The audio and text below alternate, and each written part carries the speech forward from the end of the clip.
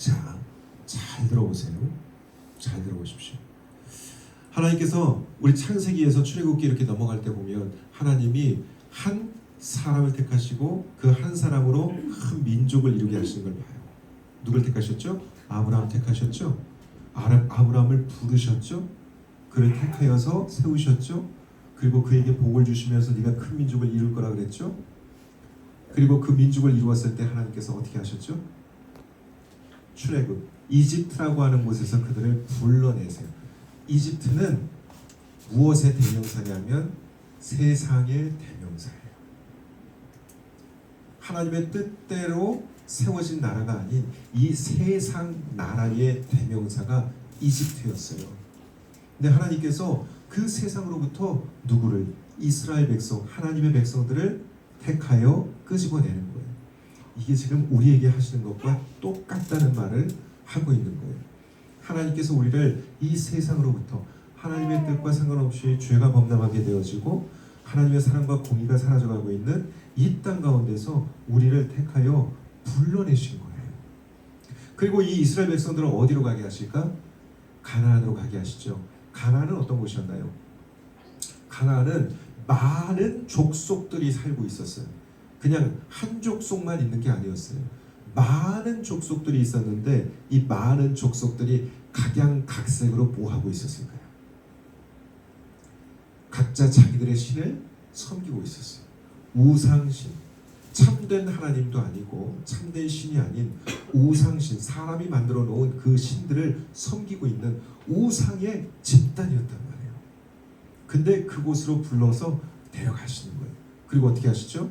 그것을 정복하게 하시고 그곳에 하나님 나라가 세워지게 하시고 이들로 하여금 그 땅에서 이제 온 세상에서 하나님 계심을 보여주고 하나님의 진정한 신이라는 사실을 나타내는 민족으로 살아가게 하십니다. 이게 바로 하나님께서 이집트에서 이스라엘 백성들을 불러내시고 가나안에 들어가게 하시고 그곳에서 살게 하신 뜻이에요. 그래서 뭐가 되게 하시죠? 빛과 소금의 삶이 되게끔 하시는 거예요. 어디에? 온 열방에. 단지 가나안이 아니에요. 자, 그러면 우리를 불러내신 이유와 목적은 뭘까요? 하나님이 우리를 구원하셔서 뭐 하시고자 하는 거예요? 이 세상 하나님의 뜻과 상관없이 세워진 나라들과 사람들을 향하여 우리를 무엇으로? 그 빛과 소금으로 보내시고 이 땅 가운데 하나님 나라를 실현하게끔 하시기 위해서 우리를 불러주셨다는 거예요. 보세요. 예수님께서는요 겸손의 왕으로 오셨다 그랬잖아요. 예수님 오실 때까지만 해도 이 세상은 어떤 세상이에요? 모두가 다 스스로 하나님처럼 되고 싶은 세상이에요. 내가 가장 높고 내 말 한마디면 사람들이 다 귀 기울여 듣고 내 말 한마디에 움직여졌으면 좋겠고 그런 마음들이 있어요. 그래서 경쟁하고 싸우고 사랑이 사라지고 전쟁이 일어나고 다투게 되고 외로운 사람들이 생기고 소외자들이 생기게 되고 이런 이 땅 가운데 예수님께서는 오셔서 어떻게 하시죠? 완전히 체질 전복하시잖아요. 여러 번 말씀드렸습니다. 우리가 이것을 잘 이해해야 될 필요가 있는 거예요. 하나님께서 처음에 만드신 세상은 그런 세상이 아니라는 거예요. 하나님이 만드시고자 하는 세상은 그런 세상이 아니라는 거예요. 정의와 사랑이 하수같이 흘러가는, 강같이 흘러가는 그런 세상을 하나님은 꿈꾸고 계셨고 우리를 불러내실 땐 얘들아 나와 함께 그 세상 만들자라고 불러내신 거라는 거예요. 그래서 예수님께서 몸소 이 땅에 오셔서 완전히 겸손하게 그리고 사람들을 섬기는 삶을 사셨고 제자들에게 어떻게 하세요? 그 제자들도 그런 삶을 살도록 하십니다. 그래서 예수님께서 최후의 만찬할 때 거기에서 뭐 하시죠? 음식 드시기 전에 제자들에게 하시는 게 있었어요. 뭐였어요? 세족씩 그들의 발 씻겨주는 일을 하시면서 얘야 너희들도 이렇게 살아야 된다. 너희들도 섬겨야 되는 거야. 정복하려고 들지 말고 압제하려고 들지 말고 너희가 왕도를 타려고 하지 말고 그게 아니라 내가 너희를 섬기는 것처럼 이 세상이 그런 세상이 되어야 한다. 이제 내가 그 나라를 만들려고 하는데 너희들에게 그것을 맡기겠다는 거죠. 이게 지금 우리에게 주어진 사명이라는 거예요. 여러분 이게 우리가 해야 될 일이라는 거예요. 그래서 예수님께서는 우리가 그 삶은 예수님께서 친히 모범을 보여주신 그 삶을 따라가기를 원하십니다. 이게 누구예요? 이게 제자예요. 이게 제자라는 거예요. 이 제자가 되기 위해서 우리는 어떻게 해야 될까요? 예수님께서 뭘 하셨는지를 깊이 생각하고 묵상해야 될 필요가 있습니다. 진짜 이 땅에서 우리가 하나님 나라를 실현해 가야 되는 거예요. 우리 교회가 있음으로 인해서 하나님의 나라가 이 땅 가운데 실현되어지기를 바라요. 제가 굉장히 아쉬워하고 굉장히 좀 후회하는 게 뭐냐 하면, 사실 우리가 이곳에 들어왔을 때 세종으로 가는 그 마음이 너무나 절절했기 때문에 여기에서 우리가 오래 머물지 않고 금방 나가게 될 것이다 라는 생각을 하느라 그동안에 이 지역을 섬기지 못한 거에 대해서 굉장히 안타까운 마음이 있어요. 그게 너무 후회가 돼요. 확장하지 못했어요. 왜냐하면 우리가 여기에서 이제 주변에 있는 분들을 갖다 돌아보고 그분들을 섬기고 하는 일을 하다가 어느 순간 훌쩍 가버리는 거에 대해서 생각을 하니까 좀 이런저런 생각들이 많아지더라고요. 그래서 그걸 놓쳤던 게 너무 마음이 아팠었어요. 그래서 그냥 지금 생각에는 지금이라도 우리가 언제 가게 될지 모르겠지만 정말 빨리 갔으면 좋겠어요. 찾아보고도 있고 여러분들의 그런 관심과 기도가 좀 충만했으면 좋겠고, 근데 어쨌든 가기 전까지라도 이 지역을 섬겨야겠다는 생각이 퍼뜩 들더라고요. 예수님께서 그 일 하신 겁니다. 그리고 제자들에게 맡기시면서 뭐라 그러셨죠? 겨우 12 제자였지만 이제 이들로 인해 가지고 제자가 제자를 낳고 제자가 제자를 낳을 것을 다 하시는 거예요. 그래서 열방에 나가서 너희들은 제자 삼으라. 예루살렘과 사마리아, 예루살렘과 온 유대와 사마리아와 땅 끝까지 이르러 복음이 증거되게 하라. 그 복음이 뭐예요? 예수님께서 진짜 우리 왕으로 이 땅 가운데 오셨다. 그의 나라를 세우신다. 만들어 가신다. 우리는 그의 백성이다. 영원한 하나님의 나라가 우리에게 다가오고 있다. 그리고 이 땅 가운데 지금 실현되어져 가고 있다. 이것이 복음 아니겠어요? 그래서 제자가 제자를 낳는 그 일들을 바라보시면서 예수님이 12명을 키우시는 거예요. 그런데 놀라운 일이 벌어지죠. 그때 그 12명으로부터 엄청나게 많은 확산이 이루어지더라는 거예요. 심지어 베드로는 성령이 오신 그때에 설교하는데 한날 한시에 3,000명이 회개하고 돌아오게 되는 그런 놀라운 역사도 있었어요. 우리가 예측할 수 없는 일들이 일어나더라는 거예요. 제자가 되는 건데. 여러분, 우리는 그 일로 부르심을 받았어요. 근데 제가 너무 안타까운 게 뭔지 아세요? 우리는 그 놀라운 일에 부르심을 받았는데 우리가 생각하는 거는 먹고 사는 거, 내가 앞으로 뭘 해야 될까, 직장을 어디로 가야 될까, 내가 대학은 어떻게 가야 될까, 내가 이거 끝나면 저거 또 어떻게 해야 될까, 내일은 뭐 먹을까, 여기에 너무 집착하고 있는 나머지 하나님께서 우리에게 주신 이 놀라운 사명들을 잊고 살 때가 너무 많다는 거예요. 하나님은 우리에게 이 땅을 맡기셨는데, 이 세상을 맡기셨는데 우리가 생각하는 건 너무 작더라는 거죠. 그래서 이제는 우리가 좀 그것을 벗어났으면 좋겠어요. 하나님의 마음을 품으시길 바랍니다. 예수 그리스도의 마음을 품으시길 바랍니다. 이 지역과 나라와 땅을 생각할 수 있는 하나님의 백성이 되어야 돼요.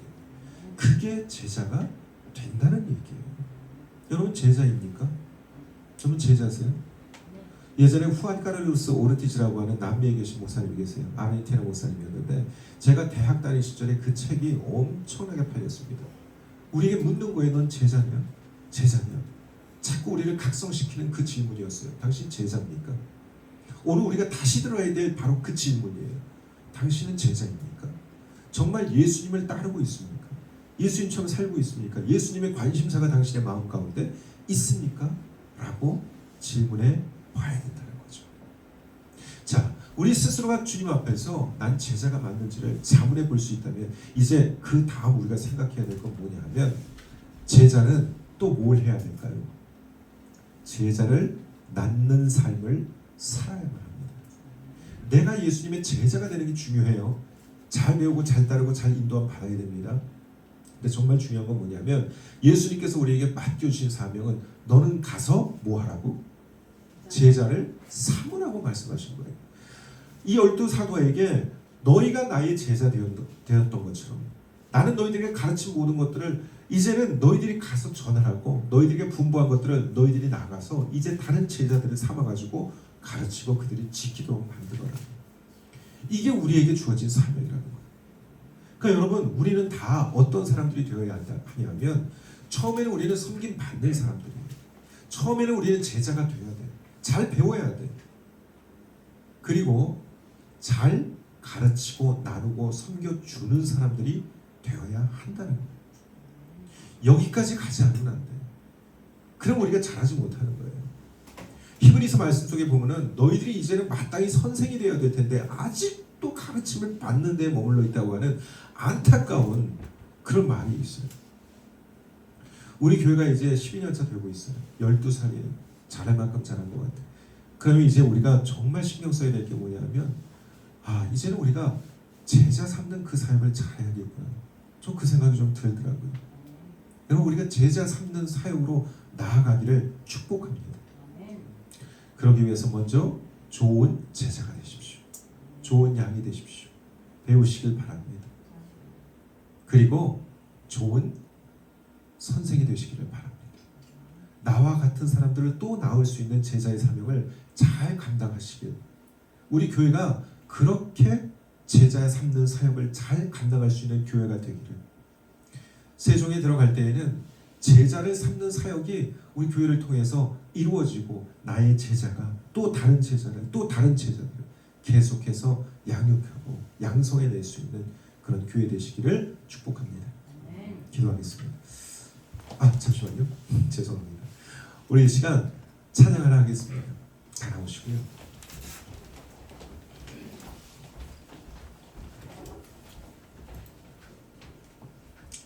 내 삶의 이유라 함께 찬양하시고 오늘 말씀을 기억하면서 함께 기도하는 시간 갖도록 하겠습니다.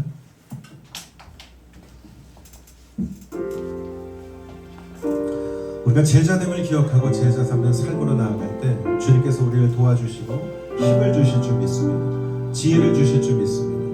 다만 우리는 진심을 담아요 주님 앞에 그 제자의 삶으로 나아갈 수 있기를 바랍니다.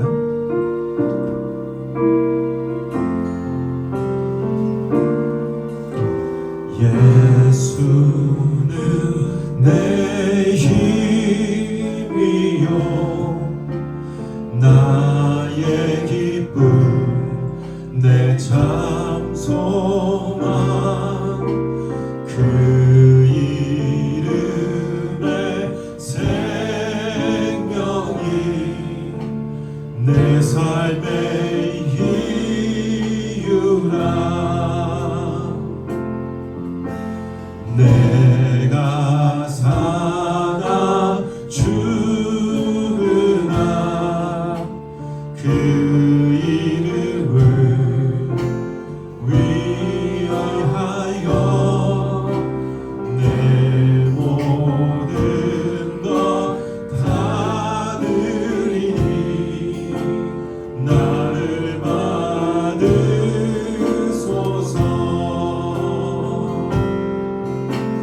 오직 주만 따라갑니다. 오직 주만 높이 받으소서. 내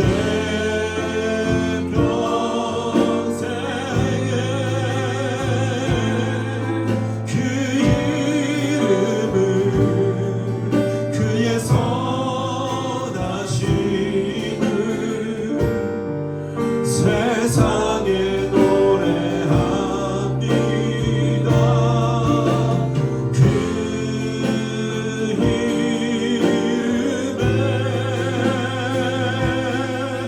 그